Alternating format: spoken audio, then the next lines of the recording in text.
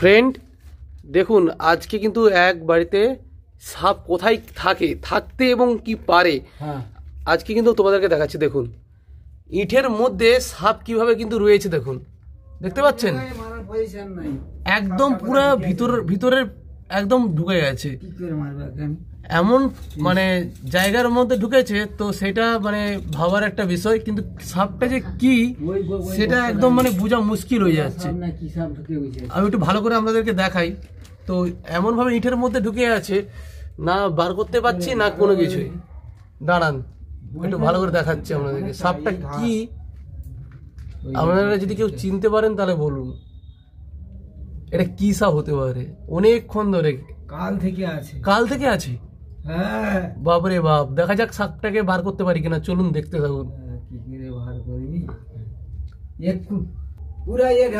না না এক হাত হবেনি, মুখটা বার করে দাও, বুঝতে পারবি এই তো আসলে মারো মারো।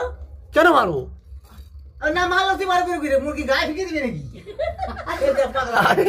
মারো কেন মারবো কেন?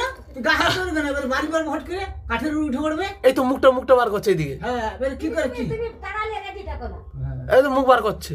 আরে তুই তো যে মুখ বার করছে ভালো করে যে কে মারবি তোকে? মারবো কেন? হ্যাঁ কি মারবে কেন? তুই পাগলা তো জানে কি মারবে কেন? তুমি আসো তাহলে মারো। কেন মারো না এবারে বুঝি?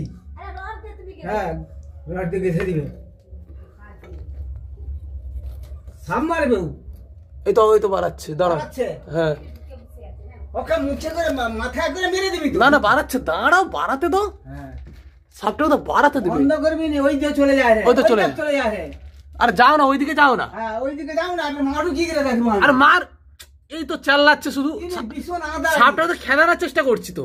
হায় হায় বাস না, ও যাও বুঝিতি সাপ পাই। আরে বেরিয়ে যাবে, মাথায় ঠাই দিবে। আরে এটা চিতি সাপ। চলো ওইদিকে চলো, বাইরে থেকে বেরিয়ে